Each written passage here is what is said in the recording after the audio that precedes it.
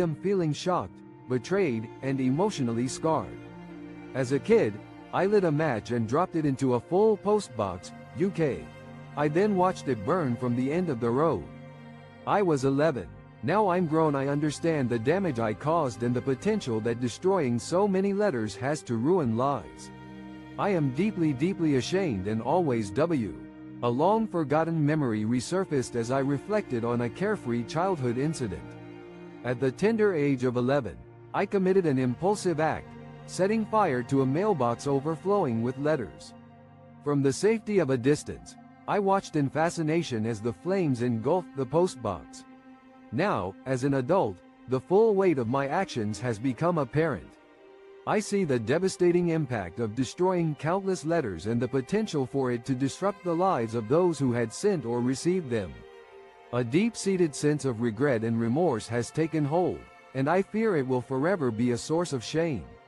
However, it's also a reminder of the thoughtless nature of my youthful impulsiveness, driven by a desire to impress my friends. This is the first time I've shared my secret with others. Big brother malicious compliance. I just walked into my living room to see my older child doing some sort of weird interpretive dance in the hallway entrance while his younger brother stood with frustrated tears welling in his eyes. I asked what was going on. Big brother repla. As I entered the living room, I caught a glimpse of my older child performing an unusual, interpretive routine in the hallway. His younger sibling stood by, struggling to contain tears of frustration.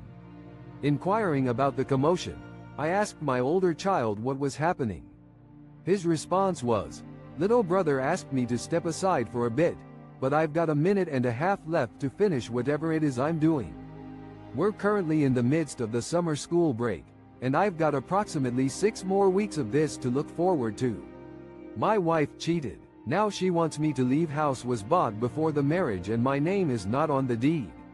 Am I screwed? She says it's her house. This 18 years of marriage and living in the house.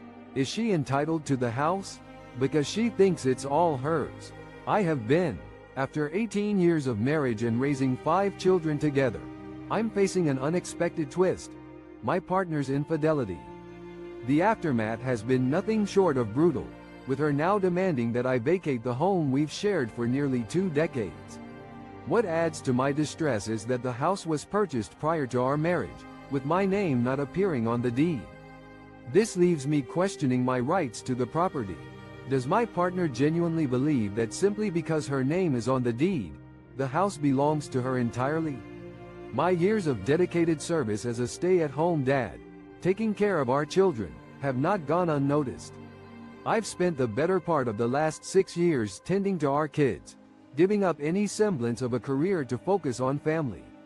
Does this mean I have no claim to the home and the life we've built together? I'm struggling to come to terms with the potential outcome. Am I entitled to any portion of the house, or am I truly at her mercy? My wife is dying of cancer and I just took her to If We Just Knew It Was a Kids show, so we went with our 3 small children and some other family and kids. We didn't know it was about a little girl whose mom died and I'm heartbroken this happened. We just found out she's terminal 2 days ago, the day before her 36th birthday. She couldn't stay and had to leave. I feel terrible and know she's terrified. I better cheer up or I'm gonna get myself fired today. I fucking hate this job. And expected to do shit I'm not trained for, and if I ask for help, my supervisors get all pissy. It's really fucking hard. We're always understaffed, and I get paid almost nothing. My mood is rapidly deteriorating, and I risk losing my job if I don't shake things off. The truth is, I loathe this job. I'm constantly expected to perform tasks for which I'm not adequately trained, and if I even dare to ask for assistance, my superiors become short-tempered. It's incredibly stressful, given the chronic understaffing, and my wages are hardly sufficient to make ends meet. Tomorrow, I'll be dedicating myself to updating and fine-tuning my resume, with the intention of embarking on a job hunt. Edit. Just wrapped up my 9-hour shift and now I'm facing a sea of emails waiting to be attended to. Thanks for the kind words of encouragement, everyone, and I wish you all better working conditions and more fulfilling careers as well. Legally, Would I be able to open up a hot dog stand called Big Black Cook and advertise my thick 12-inch wiener? As a big fat black man who wants to open a hot dog stand, I feel that this would be a good business decision. But would I be able to do this, or would it be business venture considerations for a hot dog stand? I am contemplating launching a hot dog stand with a catchy name and product offerings. A potential name for my stand is Big Black Cook, and I plan to feature a thick 12-inch wiener as a key menu item. My intention is to capitalize on the phrase's colloquialism and humor, rather than any intention to offend. However, I am uncertain about the potential for my business to be perceived as insensitive or to violate any laws, despite my intentions. I reside in Florida and would like to confirm whether my proposed business venture complies with local regulations. I envision the name and product description as a lighthearted play on words, but I would like to be aware of any possible issues that may arise. I want to ensure that my business can operate without any complications or concerns. Edit.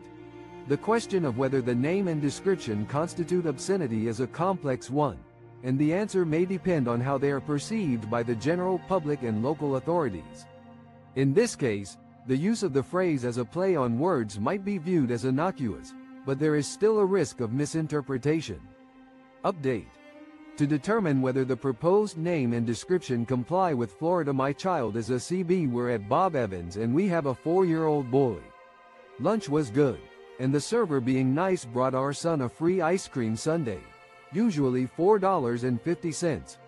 Our kid throws a fit cause it isn't the Mickey Mouse ice cream they had on the menu. Explain to him that he can. A lesson in gratitude. We recently visited Bob Evans with our 4-year-old son, and the server was kind enough to treat him to a complimentary ice cream sundae, a $4.50 value. However, our little boy became disheartened when he realized it wasn't the Mickey Mouse ice cream listed on the menu. In an effort to teach him a valuable lesson, we explained that just because something is free, it doesn't justify throwing a tantrum. Unfortunately, the message didn't quite sink in, and he continued to make a scene. In the end, I made the difficult decision to enjoy the ice cream sundae myself, right in front of him, while he went without. I then used the opportunity to point out that his behavior was an example of a choosing beggar, someone who becomes upset and demands more simply because they feel entitled.